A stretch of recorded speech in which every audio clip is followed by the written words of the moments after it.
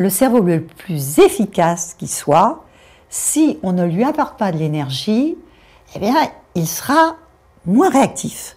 Il sera moins réactif parce que les neurones sont grands consommateurs d'énergie. Alors, pour donner de l'énergie à son cerveau, il faut bien se nourrir.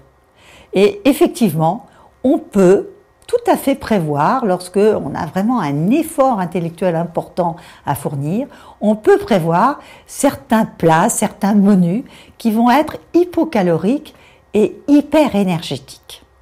Il y a des aliments très conseillés pour le cerveau, notamment, si on en croit Jean-Marie Bourg, il faut manger des poissons gras.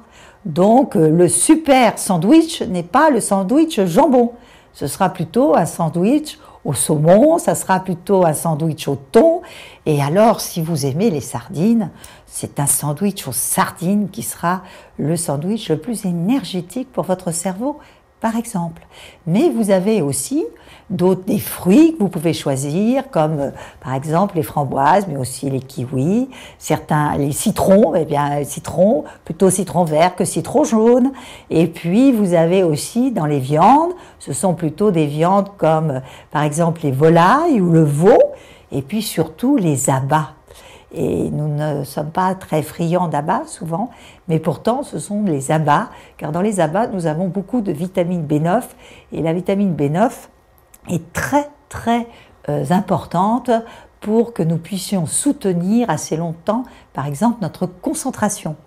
Donc effectivement, nutrition et cerveau vont de pair et on peut très très bien réfléchir d'une façon tout à fait efficace à donner de l'énergie à son cerveau. Alors entendons-nous bien, par la nutrition, nous apportons l'énergie.